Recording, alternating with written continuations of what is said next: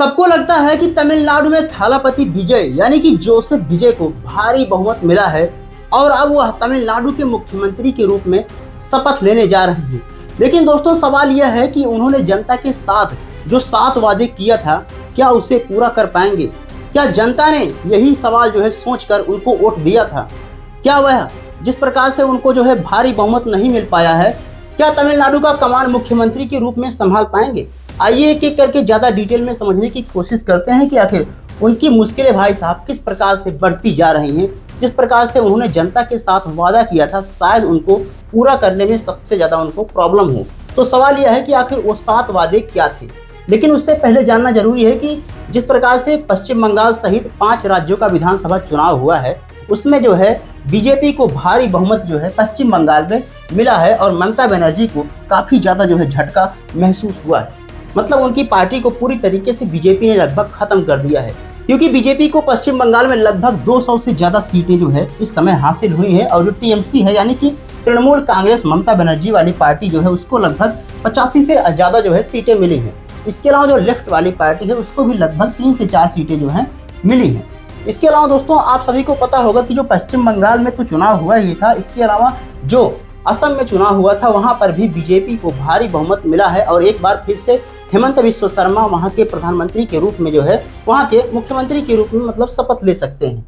आइए देखते हैं कि आखिर तमिलनाडु में जो टीवी के पार्टी है, मतलब जो थालापति विजय की पार्टी है, वह किस विचारधारा की है, उनकी सोच क्या है।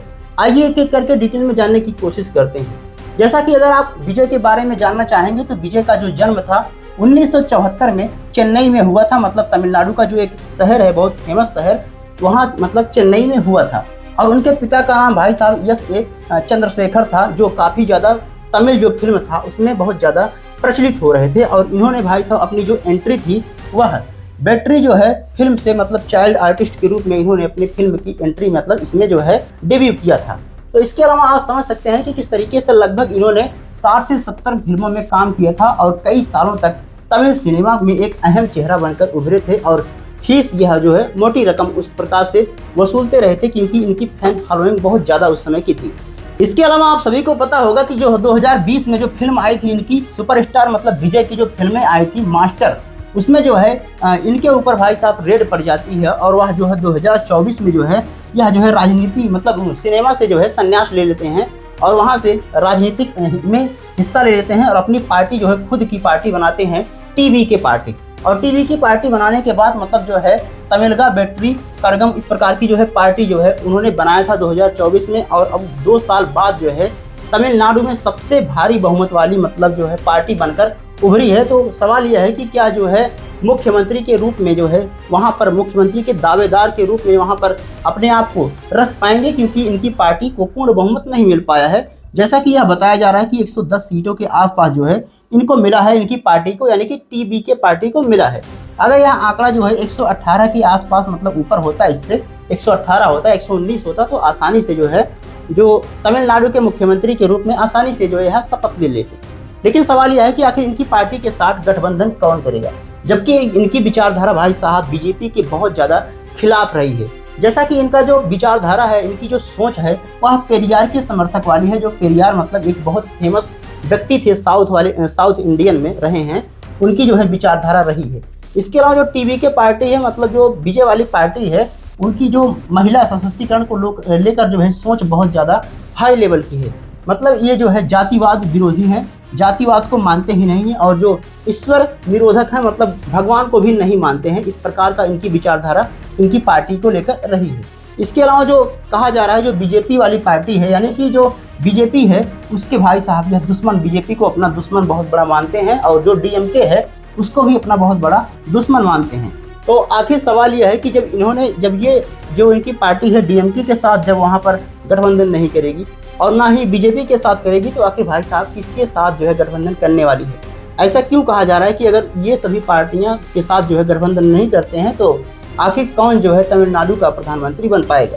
जैसा कि आप देख सकते हैं कि लगभग तमिलनाडु में जो सीटें हैं कुल 234 सीटें हैं और अगर यह कोई भी पार्टी 118 सीटों के ऊपर पाती है तभी बहुमत का आंकड़ा छू पाएगी, तभी वह पार्टी कमान संभाल पाएगी, तभी अपना मुख्यमंत्री वहां पर बैठा पाएगी। तो टीवी के पार्टी इसको लगभग 110 सीटें मिली हैं और जो AIADMK है उसको लगभग 64 सीटें मिली हैं और जो DMK है वहाँ पर जो है 60 सीटें जो है दर्ज करा पाई हैं। तो सवाल यह है कि अगर भाई साहब इनको जो है 8 या 9 सीटें मिल जाती तो आसानी से यह पार्टी जो है मुख्यमंत्री के रूप में इनको जो है पदभार जो है दे दिया जाता। लेकिन आखिर सवाल है कि इनकी पार्टी के साथ जो है गठबंधन कौन करेगा। तो यह जो है निकल कर सामने आ रहा है कि इनकी पार्टी के साथ जो है कांग्रेस गठबंधन कर सकती है। कमेंट बॉक्स में आप जरूर बताइएगा कि आखिर कांग्रेस के साथ गठबंधन करना चाहिए इनको या फिर बीजेपी के साथ। आइए देखते हैं कि आखिर इनके जो है 7 वादे क्या हैं और क्या सच में जो है इस प्रकार के जो वादे किए गए हैं क्या इनको पूरा किया जा सकता है आसानी से।